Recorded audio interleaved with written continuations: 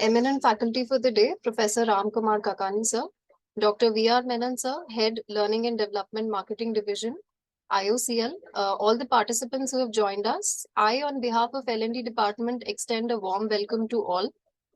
Before we begin today's program, we shall play the Indian Oil song.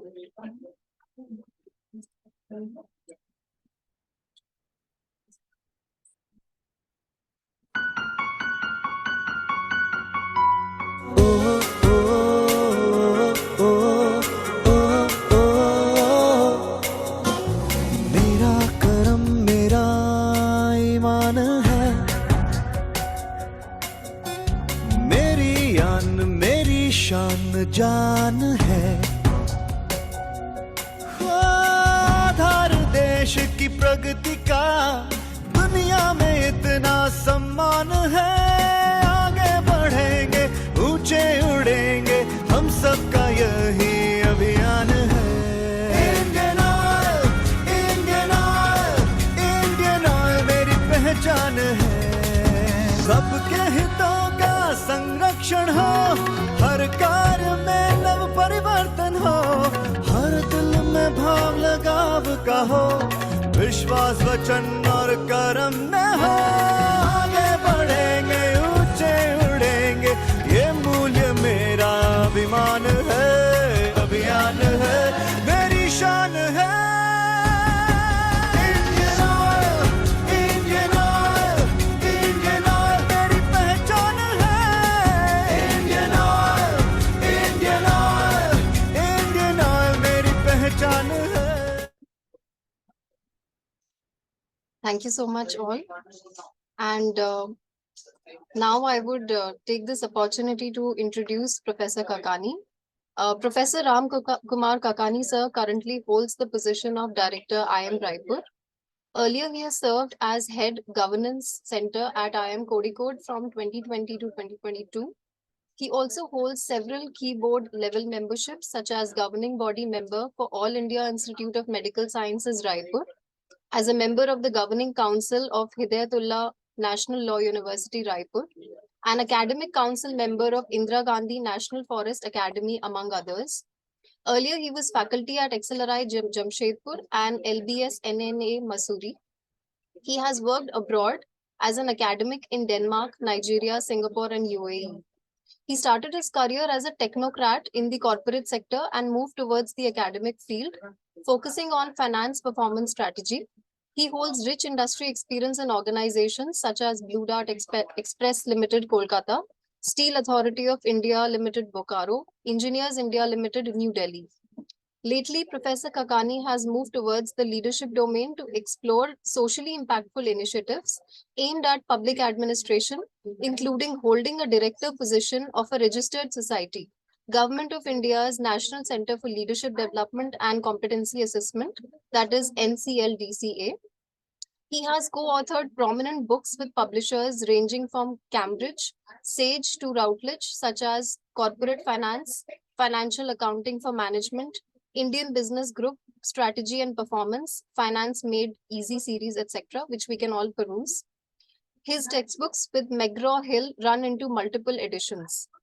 An alumnus of IIM Calcutta, Professor Kakani is the recipient of several honors and awards, such as 60 years old prestigious competition success review publication, CSR Top Institute of India, IIM Raipur, April 2022, leadership trainer at India's premier public administrative training institutions, special recognition award entitled Successful Execution and Delivery of the Executive Development Program in HRM, Best Research Proposal Award in the Strategy category at the A.V. Birla Workshop on Management Research, Top 1% Authors on the Social Science Research Network from 2007 to 16, Best Young Teacher Award for the year 2004 to 2005 at the 17th Annual Management Convention, among many, many others. Sir has delivered and directed many successful talks, webinars, and development programs for professionals and faculty members in his very inspiring career spanning 3 decades. Apart from his impressive professional career, Professor Kakani's philosophy is to organize people together and help and support them by educating them on various topics. Sir, it is truly an honor to host you for today's talk on the nuances of reflective leadership and decision making. I would now request Dr. V.R. Menon, sir, to formally welcome Professor Kakani. So it's really a pleasure to host Dr. Ram here. I mean, I was going through his blogs, and in fact, all of you should go to the blog. I mean, I just put in the chat box www.kakani.net, and I was really impressed going through this. More his thrust, rather than more on his academic achievements, his philosophy uh, was really. I mean, that is the focus of his philosophy. Uh, from his early childhood and to how he values the virtues, and that is something that determines a person and is really interesting, and I think you all should go through his blog. And I just took a to so that you can familiarize with his personality. I just took a line which is an abridged version of his quote actually. He says, experience shows that the leaders lose their followers more often by acting against organizational and societal values and like integrity. I mean, that's how we lose our followers, not because of our lack of performance in some aspects or something like that.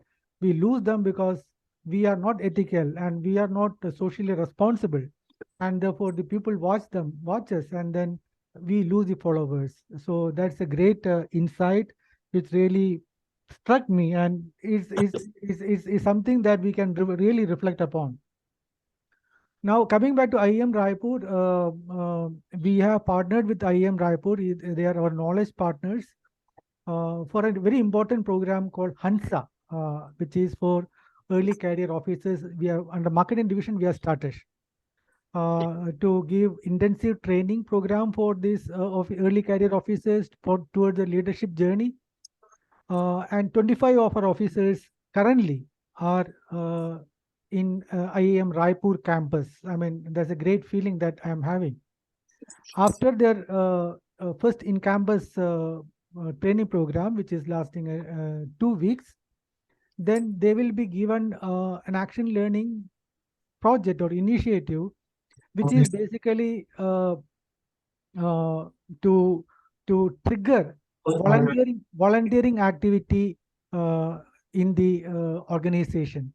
Volunteering activity uh, has not really established in the organization, in our organization, even though we have certain policies on individual social responsibility.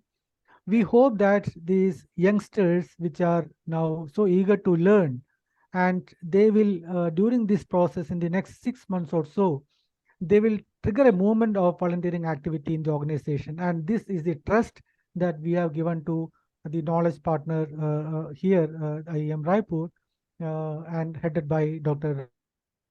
Ram. Regarding his subject, yes, this theme is really interesting because again, we all must have reflected upon it. Some of us have very pessimistic view, some of us may have optimistic view. uh, I stand somewhere in between. And if you see that the last 200 years of our planet Earth, last 200 years of our planetary existence, we seem to be on a slippery slope. And to quote, I mean, if you see the famous Adam Smith's definition of capitalism survives on some sort of enlightened self-interest. Everybody is self-interested, then capitalism flourishes.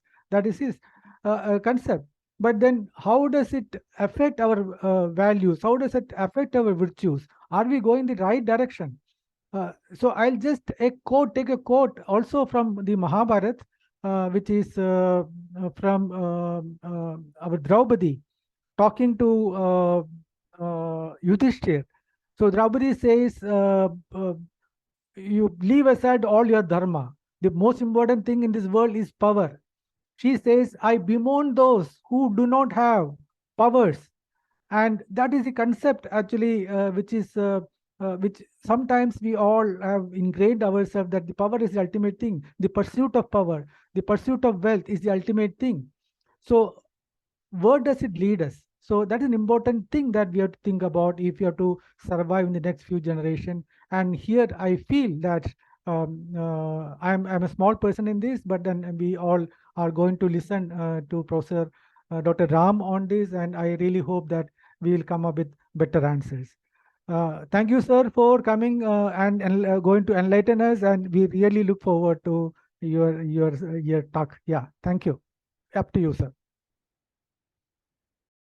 Namaskar to Dr. V.R. Menon, Priyanka Dhawanji, and Devyani ji. I hope I'm audible. Yes, sir, you're audible. Yeah, thank you. Thank you. So, let me start by saying that it's a pleasure and it's my honor that I feel fortunate to be part of this. Maybe I should have introduced myself that way. The introduction would have been a little more, I would say, because many of these things on how they happen and how the water, you can say, the river of life has flown is something which possibly is worth reflecting on. That's how I'll put it. So I'll start my whole, you can say, journey in this fashion that about 13 to 14 years back, I used to be very skeptical about things related to what I'll call as softer aspects of life, aspects of leadership, etc. And then I moved to this IAS training academy, Lal Bahadur Shastri National Academy of Administration. And the more I watched, the more my appreciation for not just leadership, but especially for public administrative leadership grew. The more I watched, I watched, for example, the doctors in AIMS Raipur, or some of the folks out there who kind of day in and day out who keep working, especially in places and roles wherein there is no reward beyond what possibly you are doing. In fact, there is only more work because you seem to be the only person out there who is visible and working. And I feel that public service motivation is very high and it's worth in value. So, without taking any further time, let me start this particular discussion with a very small question which I'll throw to each one of you, and maybe you can think of responses to it. I presume that our friends out there of Indian Oil Corporation have a certain awareness of cricket, and I put it this way that the one who holds the best test record in the world, test record in terms of captaincy, as a captain, the one who holds the best captaincy test record is, any guesses? Any one of you in the chat mode, if you want, you can kind of jot it down, or alternatively, we'll see what possibly comes out. But I'll put it this way: uh, it is Steve Waugh. Okay, and the one who possibly Steve Waugh is the one who has the best this thing. And Pradeep ji has very nicely kind of captured it. Thank you. And there are many others, but I can see Pradeep Krishnan ji capturing it. The one who holds possibly one of the best captaincy records in the one day space and aspects related to that. Of course, we all know it is none other than MS Dhoni as on date. So if we see MS Dhoni and Steve Waugh and the teams that have been there during their tenures, what is it that they had which others did not have? My question is very simple. What did each of these two folks out there bring to the table?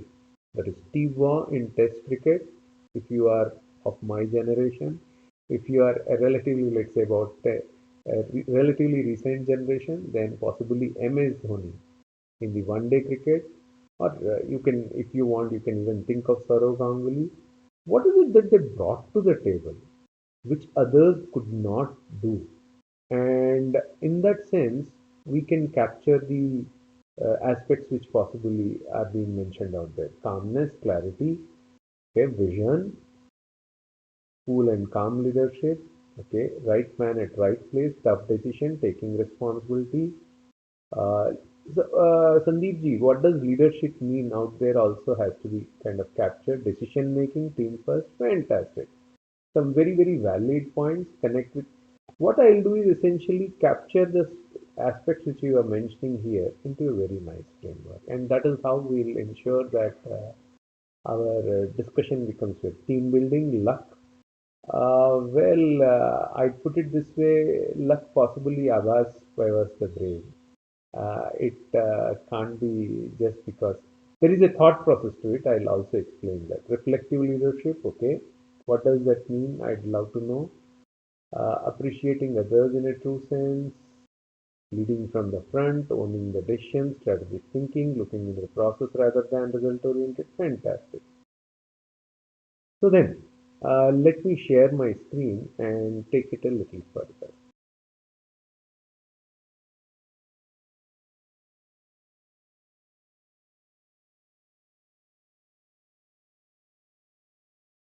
Okay, I hope my screen is visible to our friends.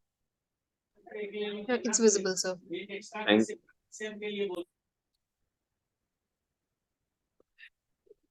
right. So let me put it this way. One word which essentially reflective leadership essentially is about what I'll call as, while one can say that both Steve Waugh and MS Dhoni had reflective leadership essentially has about three components. First and foremost, they are future oriented. In that sense, they have a vision. We'll elaborate on each of these components as we speak. The next essentially is they bring to the table values, or let's put it this way, they bring to the table shared values, which are of the organization, and they are able to adhere to it. They are able to ensure that the whole team has a buy-in to it, and hence the word shared. And most importantly, they are, if you observe, constructivist. Constructivist essentially means you take everyone into account rather than saying my thought process is correct. An opposite to constructivist is positivist. What does a positivist do? Positivist says my road or highway, my way or highway. Whereas a constructivist consults everyone, ensures that there is a consultative nature of practice, and hence, and then a more, you can say, informed decision is taken into account, or a more, you can say, better commitment in some sense can be generated out there. And in terms of what do we mean by the word future oriented? By the word future oriented, we mean somebody who's talking of the future and envisioning the future and who's not living in the past. Now, one can always say, does it mean that we should abandon our thought process about our past? No. Past, in some sense, gets viewed into the shared values of the organization. The values of the organization gets defined by the past of the organization. So allow me to elaborate on each of these aspects in terms of the components, and if there is a need, I can also share very quick, small Panchatantra type of stories to kind of explain each of this, what it means. And of course, I'll possibly talk for about 30-40 minutes, and then we'll definitely open the door for a conversation, which can be wherein questions and answers can be captured. Now, what does it mean by having constructivist thinking? Constructivist thinking essentially captures three components. First, there is a aspect of active participation and learning. I'd put it as active participation. You may also call that. There is a learning phase as well. These people, not just the leader themselves, but everyone else out there captures it. And trust me, I'm not staying here with cricket. You can take a team of your choice, for example, or you can even take countries which have been there, done that. You would observe these three aspects very nicely weaved into. For example, countries like Denmark or many of those Scandinavian countries which possibly have graduated to another level of, you can say, living standards and benchmarks of what I call as standards of you can say climate, ESG, and other aspects as well, and participation. You would typically see that. So one is active participation. Second is there is a process of knowledge building. There is a process of knowledge building, and there is a process of practical application.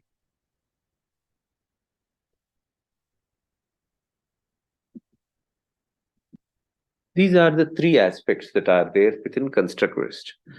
Now, for instance, one can say active learning. For example, how can Indian Oil, let's say members of Indian Oil, family members of Indian Oil, collaborate to analyze refinery processes to identify efficiency improvements, leading to, let's say, possibly either cost savings or environmental impact aspects such as those. Similarly, knowledge building. So, how can we have innovative solutions to address challenges specific to the oil sector, such as, let's say, optimizing crude oil blending for better fuel production or something on those lines? Practical application. For example, applying predictive maintenance techniques to prevent costly equipment breakdowns and ensuring uninterrupted operations. These are, you can say, for each one I've tried to give one example to our friends out there.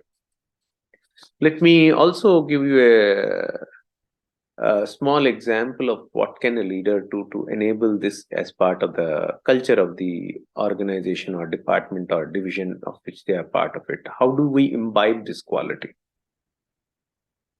There are two kings. There used to be one king who would go ahead and ask everyone, is there any flaw in my character? And he would keep asking, and everyone will say there is hardly any flaw in that particular kingdom. Everyone will say, we can't see anything. How do we point it out?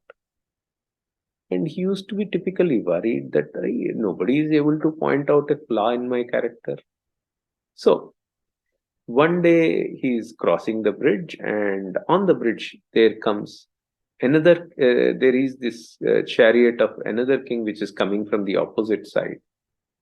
And in those days, the one who possibly was more powerful or possibly using certain metric out there, let's say in terms of age or power or some other aspects, they would decide who possibly will back out, and the other person will get the option, will get the priority to move first.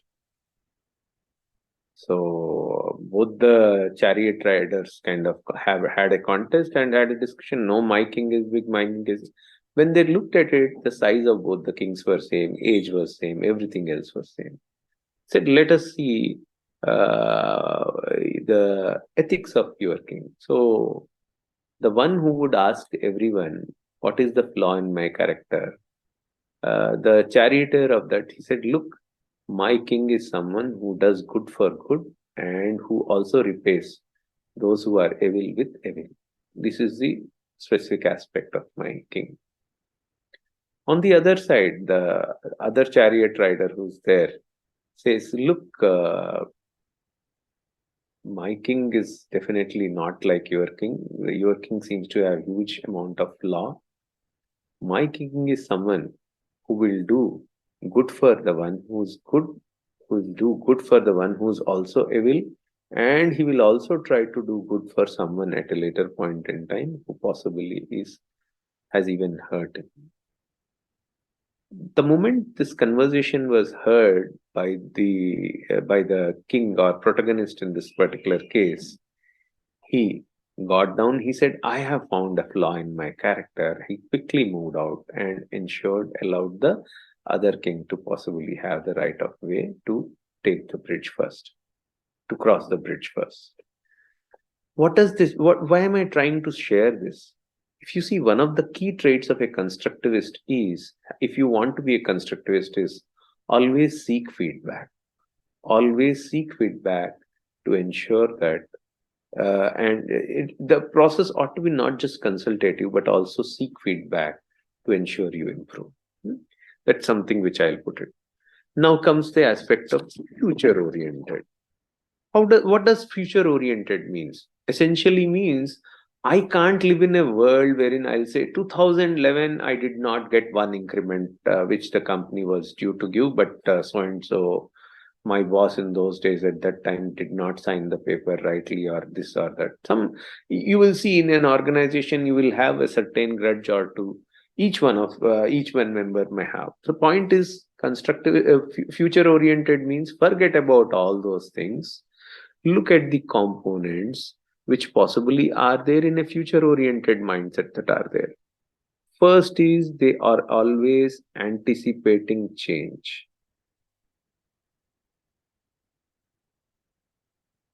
For those who are uninterested in academic discussion, you can observe all of these characters in the names which I had taken, whether it is Steve Waugh or MS Dhoni and such leaders out there. Second, they have a strategic vision. Third, it also permits, being future oriented and having the above to also permits a culture of innovation. So, summing up, there are three things which are there. One, anticipating change. For example, one can always say, think of what does anticipating change means. For example, think of, let's say, Indian Oil proactively investing, already it has started, we are aware of it, investing in renewable energy research and development to diversify the energy sources and to stay ahead of industry shifts that possibly are going to happen. Strategic vision. Essentially, for example, how do we ensure that the greenhouse gas emissions are reduced by a certain percentage? Innovation. For example, it could be like developing a cutting edge technology for carbon capture and storage, or reducing carbon footprint, or having something on those lines. These are aspects of innovation, and I'm sure Indian Oil is definitely someone who's a benchmark leader on some of these aspects which we mentioned. A future-oriented leader will always have these particular aspects as part of his reflective leadership trait, which I'm mentioning about. Now, look, now one question can come: is Hitler a reflective leader? Or some of us might be very eager to kind of ask. Yes, Hitler was future-oriented. Yes, possibly Hitler was also a little bit of constructivist. But if you observe, values are those values wherein there is a certain amount of ethical alignment between you and the rest of the community out there. So when it comes to now one can always say values is a very vague word. It doesn't capture. I'll put it this way: the thumb rules that you use to decide between what is good and what is bad is value. So a very simple example, let's say Mahatma Gandhi ji, was his value ahimsa, or what was his value? Honesty. Now the point is, one can always say that, look, honesty was his value, or ahimsa. When you see, whenever they're used to push to a corner, and whenever Mahatma ji was being asked to pick one over the other, you will typically see him preferring ahimsa, non-violence, over honesty. And in that sense, that's a value. In other words, Mahatma Gandhi ji also had clarity about his priority of values. While he would say yes, honesty, yes, ahimsa, and I'm sure he had many other aspects such as compassion, cleanliness, and other aspects also. But in the priority order, he would always have number one as his ahimsa, and that is non-violence, as his primary value. The other values he would show importance, but there is a certain priority order to it. So what we are also trying to say here is, are the shared values, when we talk of shared values, the past essentially is used to capture the values of the organization and the community members, and to ensure a very strong commitment. And in that sense, the components could be ethical alignment, social responsibility,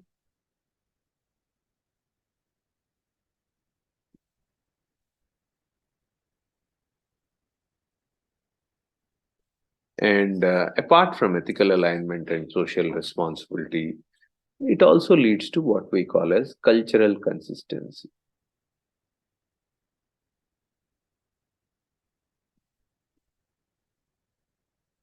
Now, one can always say, can we have an example of each of this?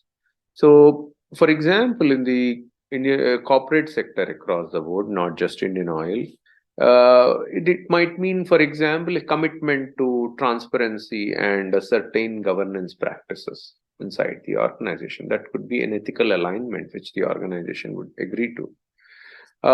Demonstrating social responsibility also means showcasing your values by demonstrating your commitment to, let's say, aspects of social responsibility and a certain amount of community well-being. Similarly, shared values ought to be consistent across the organization culture. So this consistency can lead to, for example, an improved employee morale and alignment. It's the same thumb rules are being, and it ensures better alignment to the Indian Oil's, any company's mission and values that are there. So cultural consistency is the third aspect of shared values. Of course, one can always have a far more discussion on each of these aspects, especially values more so. And but the point is, I'm quickly concluding by saying that look, these three aspects are there. Now, one can always say that look, can we have a illustration of how can one be future oriented? So there was a tree which essentially was having a lot of fruits, and travelers would cross that particular tree and eat it, but the fruits were poisonous. And the nearby villagers would watch them having that particular fruit, and once they have devoured that particular fruit and they fall, they would go ahead, capture them, and ensure that empty these travelers of all their belongings. So essentially, you may call it as fruit tree, but this fruit tree was poisonous, and the fruits used to be look like mango, and they were very tasty. The fruits were very tasty as well. So once what was happening was there were you can say a small group of traders, smart traders, who were walking along, and when they were crossing that particular fruit tree, some of them said, look, there is a fruit tree with such fantastic fruits, let's go ahead, go ahead and capture it. So to which essentially two people who had a little bit of foresight, and in some sense, let's say, who could have those vision and aspects related to that, they said, look, we would like to not take it. They said, why are you not taking this fruit? It is so sweet, so tasty. They said, no, we'll wait. The moment other members suddenly had this fruit, they started having the symptoms of taking poison. Immediately, the good thing was these two traders had a certain herb. They went ahead and gave that particular herb. Watching all this, the nearby villagers ran. And they said, what happened? You guys seem to be unwell. They said, look, we had this particular fruit and we thought of taking it. The villagers sounded as if they were innocent. They played a role. So they said, oh, it is good that you have been saved by taking these herbs, etc. We are thankful that you did not eat it. But the villagers never thought that this group of traders was so future oriented that they said, let us help the rest of the travelers who will come. So what they did is they cut that tree with poisonous fruits that are there. You see, while there will be many travelers and some would be intelligent enough to not even have it also, but these two travelers had the foresight, had the vision, and had the future orientedness to ensure that they decided that they will cut the tree, and the villagers were aghast that what was giving them free income, and they could very easily fleece the travelers was now no more a source of income. So that's essentially an illustration of future oriented. Of course, there can be many illustrations of values, but one of the simplest thing I can kind of think of is, for example, there are these two mothers were fighting and claiming before a young boy, saying, "This child is mine." So this young boy, whose name is Aushad Kumara, and I'm sure most of you might be aware of it, he says, "Okay, we will have a tug of war kind of a thing wherein you pull the boy both sides. The one who essentially is able to pull it fast will get it." And I'm sure when initially the push pull happens, the one lady, the moment she sees this boy crying, she gives up and she forgoes she says, "You take it." So the other one grabs, saying, "Look, this boy is mine." So Aushad Kumara intervenes and he says, "Look, she could not bear the pain of her boy suffering, and hence she is the mother." So the point I'm trying to drive is, if you observe, even the decision making in some sense captures the imbibed values of that particular culture and society, and captures the emotions aspect as well.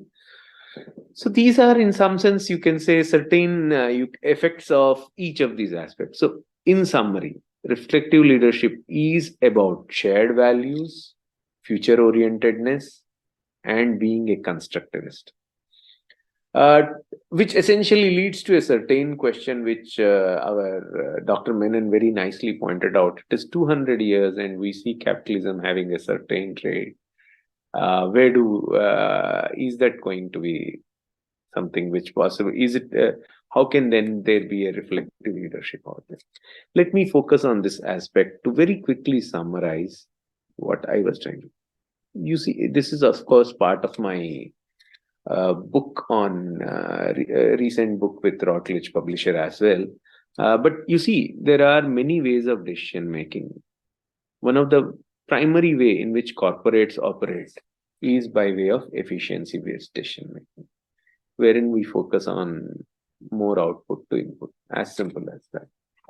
But whenever there is a certain task which is far more important and which is far more impingent, let's say, for example, the way the nation, India as a nation, responded, effectiveness became the goal. The nation never thought, look, we are going to spend so much money on giving vaccines, etc., etc. So essentially it means how essentially are you going to reach a certain goal, which is effectiveness. Then, if that be the case, then essentially if we are going to involve the sustainability and, to be specific, UN kind of organizations, SDG and 17 SDGs that are there, and other aspects that are there, we'd call it as andragogical sustainability. In other words, if you see UN's SDGs that are there, they are largely driven by human beings. And in that sense, these SDGs are driven by andragogical sustainability. In other words, decision making which captures the community of human beings across the board leads to andragogical sustainability. And then decision making which moves beyond human beings is what is known as all systems sustainability.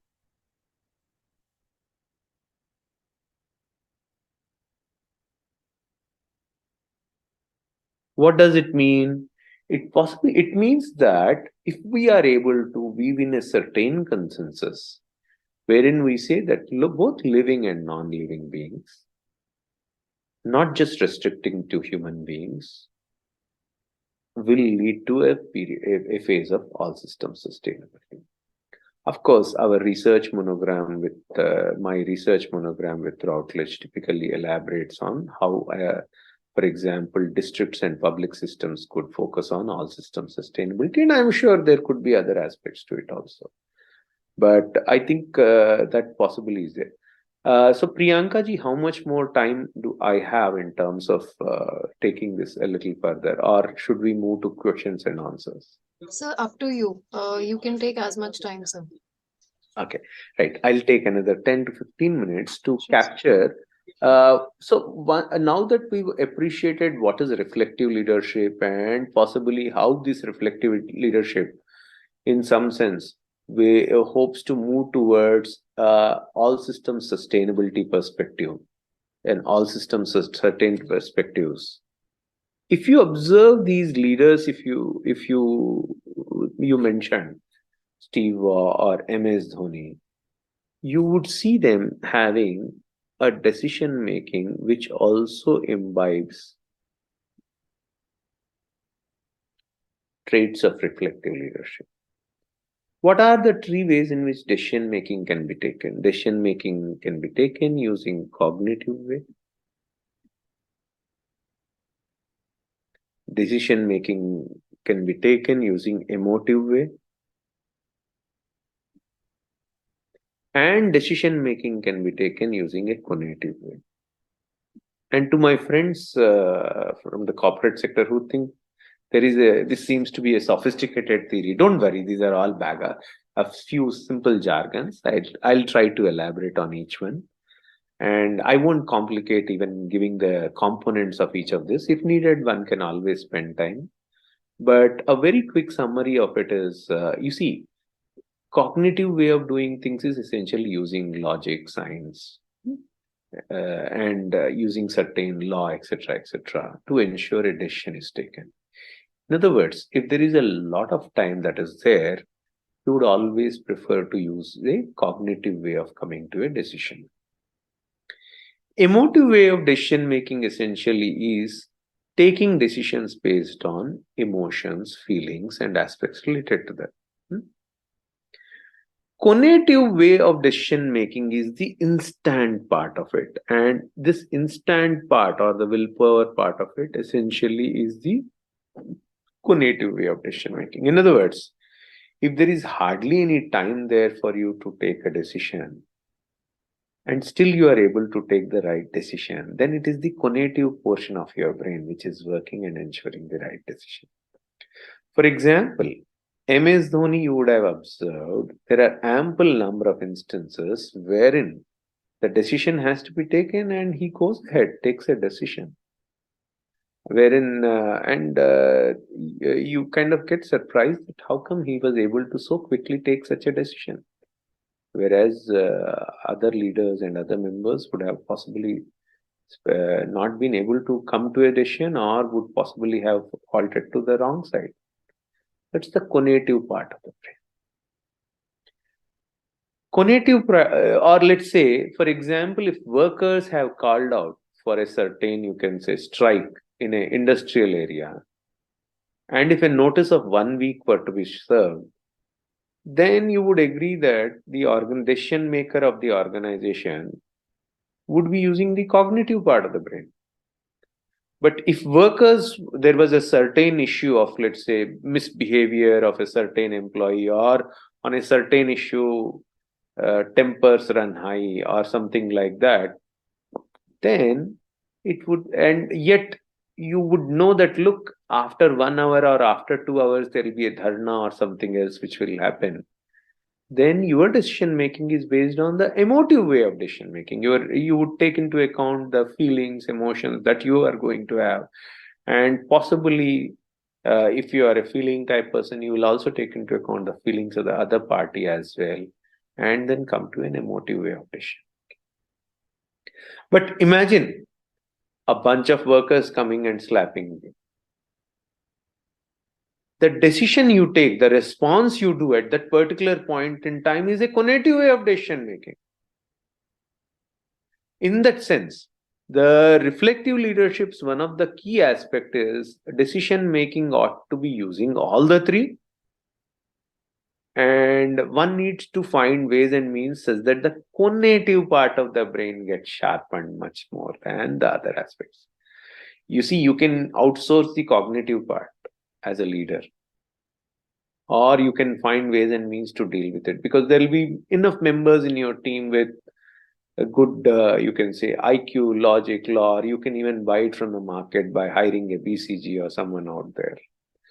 But when it comes to emotive and cognitive part of it, it is you, yourself, and that is going to be far more important.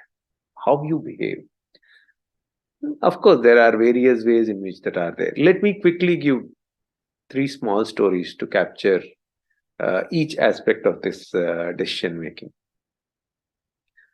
There was this young prince who would be very, very nasty, angry, and you may call it as a bad boy types. The prince wondered how does he go about. The king wondered how does he ensure that this prince could be made, behavior could change. So what he did is he took him to a sage. The sage, what he did is he said, "Okay, I'll take care of him." On first day, the sage, what he did is took this young boy or young bad boy, let's say, you can say the prince, and took him to a small sapling, and he said, "Why don't you please taste this sapling?" The prince picked the flower and not the flower, rather the leaves of it, that small tree sapling, and ate it, and he felt very bitter. And when he felt very bitter, what he did is he pulled out that particular sapling and threw it. "I'll not allow this particular tree to grow." To which the sage said, "Look, this is what is happening. Imagine if this tree grows, what will happen to it? It'll be very pathetic in taste. It'll be like a datura, etc., etc." He said, "Exactly." The sage said, "This is what is the problem with you. If you be a bad boy at such an early age, and if you become so aggressive and greedy, and you fight with each person out there, imagine what will happen to you when you grow up." In other words, if you observe, the sage used the cognitive part of his brain to plan it out and ensure that the boy gets transformed. Then I can give you one more kind of example of emotive way of decision making. But very simple, it goes to say that, look, while one can always keep appreciating that, look, there were a few, you can say, people out there. We often like young, bold, smart guys who kind of make dynamic decision making, etc., etc. It's all fine. But if you observe old wise men who take decisions, they take into account a lot of other factors and take decisions, which is essentially based on emotive way of decision making, and they have a very rich wisdom out there. So while it may look very fancy and upmarket, and you can say what do you call as very kind of Casanova kind of stuff, wherein when you see young people talking of big things and you getting carried away. For example, most of the young MBA boys and girls who come for interviews for MBA admissions, they all end up talking of 1 to 2 benchmark, those leaders out there from the Western world, saying this is their benchmark. Fine, but if you see the same leader, what has he or she went on doing using Twitter or X? So the point is, emotive decision making is best captured by the behavior of old wise men when they take decisions. That's how I'll put it. For the cognitive way of decision making, I'll give you a very simple example. There was this old man who was very sick. So one day, parent, or I would put it as the son of this old man, said, after consulting his wife, what he said is, look, I'll take you to a certain place and ensure get to a new place. The old man agreed.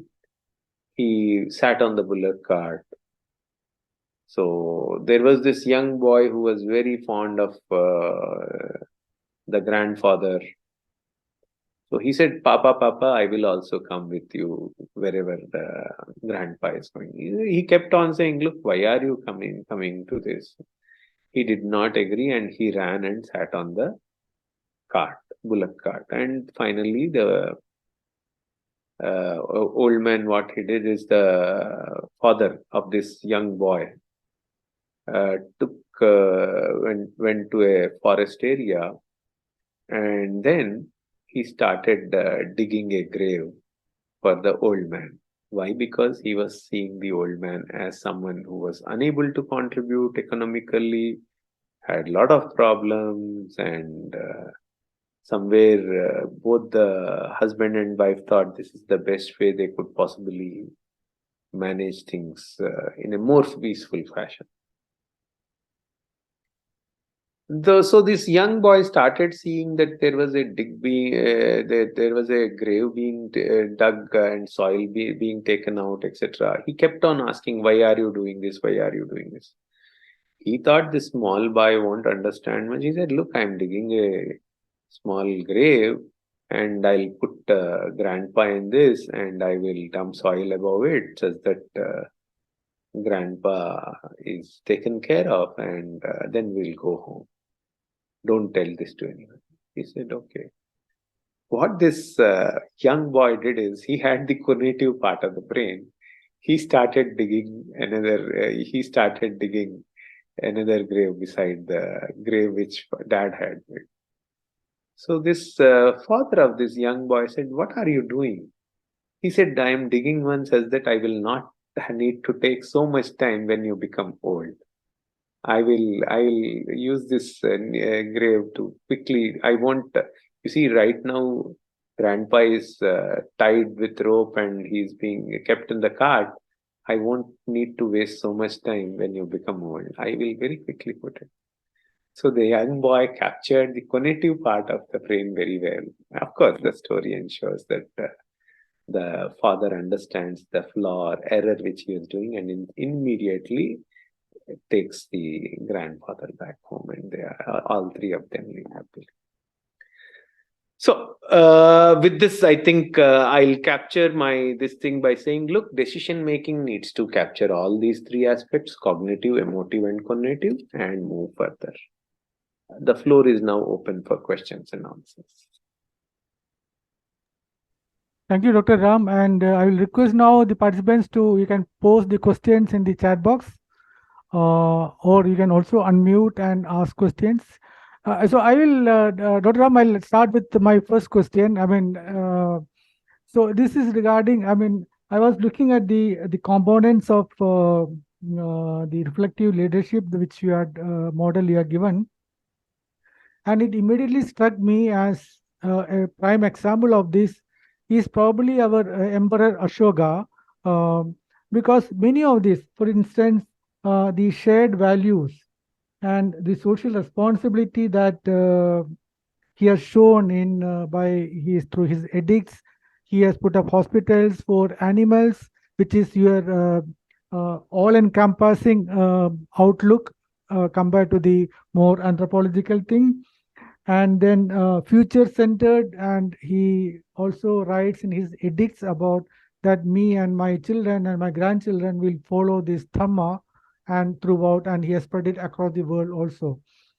Even the constructivist aspect also, he was very much, I mean, there are multiple religions there: Buddhist religion, Jainism, Ajivika religion. So all these things, he was very much secular in that aspect, despite the fact that he was in his soul, he was Buddhist.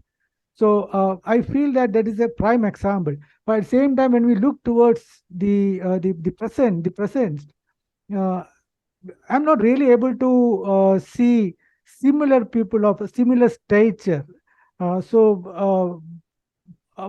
is preventing us to go for this sort of? Is it because the population is exploding, or is it because increased competition and has come? What is the effect that caused by preventing more people like Ashoka coming into our presence? A very nice question. I'll put it this way. The very quick answer to it can be that, look, possibly we'll have to wait for bigger leaders to emerge. Yet I'll also put it this way that maybe our role is to identify leaders with those kind of traits and give them more power. And in that sense, if we are failing in our duty, perhaps how can we expect that to happen? So that's how I'll put it. Yes. All right. Okay. So we have a couple of more questions from here. Mr. Pradeep is asking, the more we are informed or more parameters we have, more delay occurs in decision making. The decision taken may be the correct one, but surely a delayed one. Please enlighten on the delay in decision making because of the more information parameters that should be done for fast decision making. The answer essentially, see, this question possibly is related to the second triangle we delved into, which was essentially talking about the conative, cognitive, and emotive part of decision making that is there. The point is, if someone is using a tool of delayed, that is delaying the decision, or is in some sense using the what I call as in the conflict and negotiation parlance, avoidance as a way to kind of take a decision, then perhaps it's a decision which possibly they've taken, and only thing is they possibly are having it in the garb of more informed decision. That possibly is one way to respond. The other aspect of it is, look, when it comes to a cognitive aspect of decision, it involves three aspects that are there. Let me, if I can use the screen share again and explain the three components of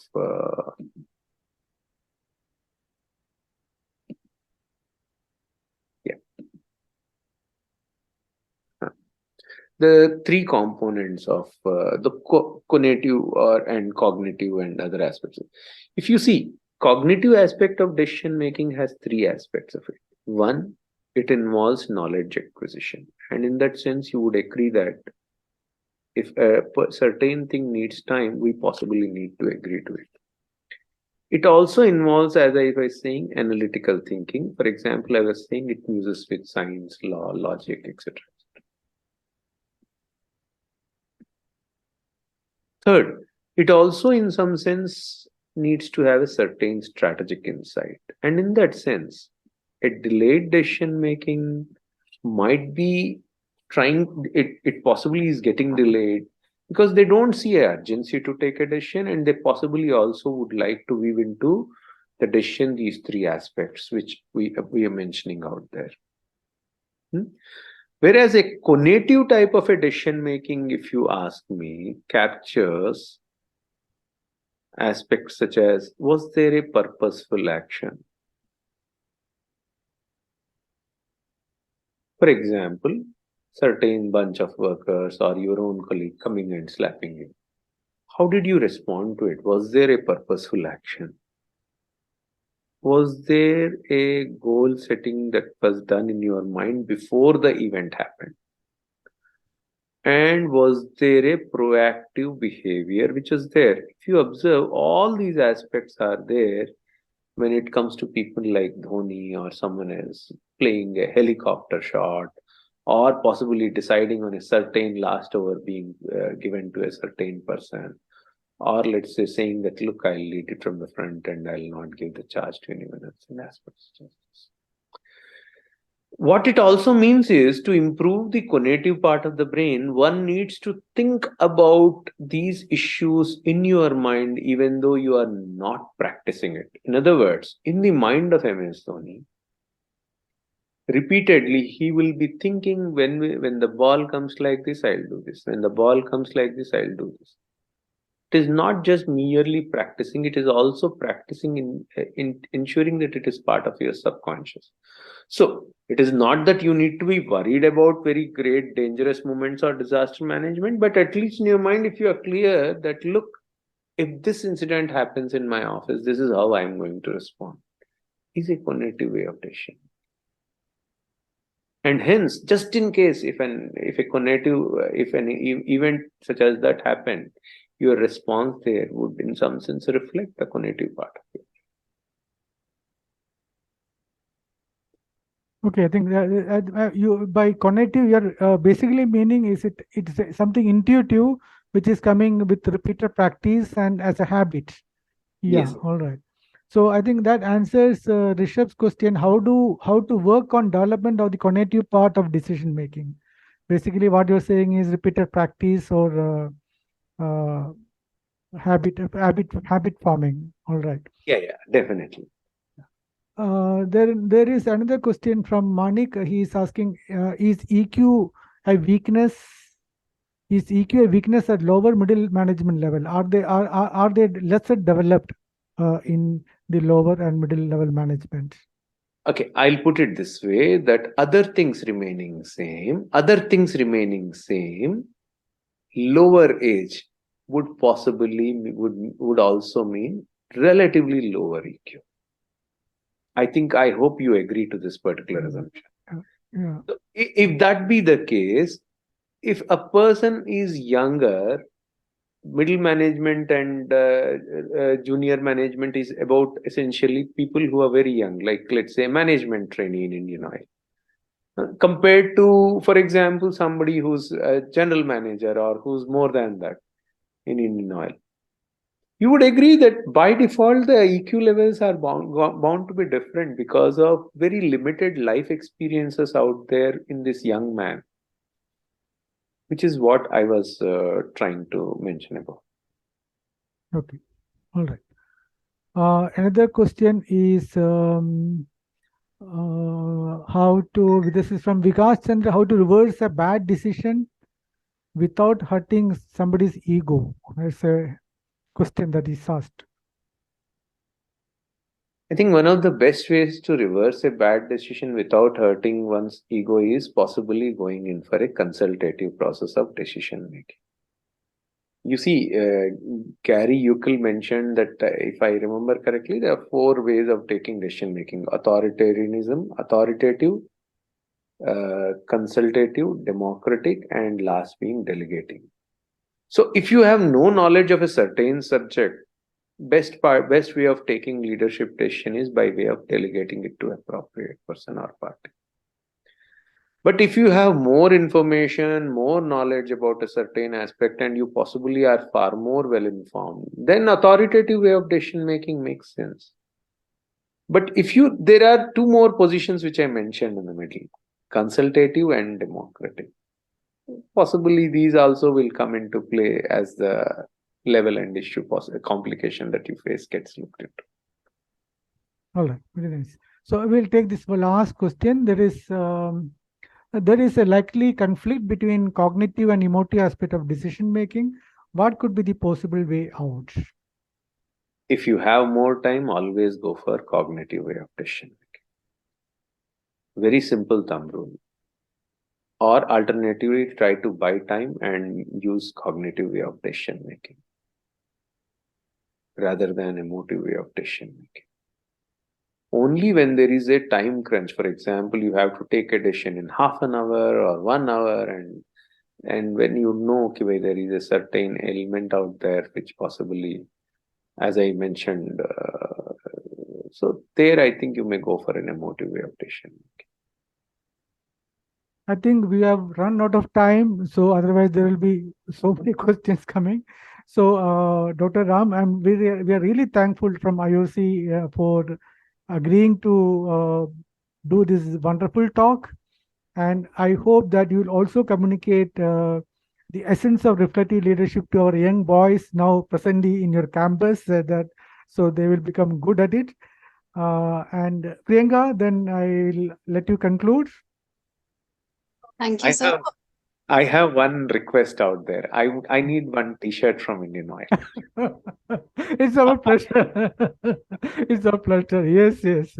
We will be proud to give you. Thank you. Yeah, Priyanka. Thank you, sir. Sir, first of all, thanks to Menon, sir, for bringing such a person such as Ram Kumar, sir, to our midst so that we could listen to him. So while we were, while I was speaking all your achievements, and I was also talking to sir that it gives us so much of inspiration, sir, that you have been able to do so much. With your life, with your professional career, and even your personal philosophy, and especially for youngsters like us, it is a source of motivation, sir. And the way you spoke, sir, with such a calmness in your voice and with such clear thoughts, I think it motivates all of us. And you can see so many people have joined, and we have been receiving a lot of positive feedback, sir. And once again, sir, I mean, I don't have any more words to say. Just want to thank you for your time, for being here, for talking to us. And sir, we would hope to hear from you again very soon in some other forum. So thank you so much, sir, for joining in. Thank you so much. Thank you. I'll put it this way that it's my honor and I'd love to interact again. And trust me, I think it was fun. The nature of discussion was also, especially in the chat, was also very interesting. I'd love to, in fact, get a copy of this chat such that it helps me improve a little better as well. Yeah. Such that some of the questions I can prepare well as well, right? Yes. Thank you so much. Thanks, Etan, Dr. Menon, and Thank you. Priyanka. Thank you, sir. Thank you. Thank you. My pleasure. Thank you, sir. Thank you.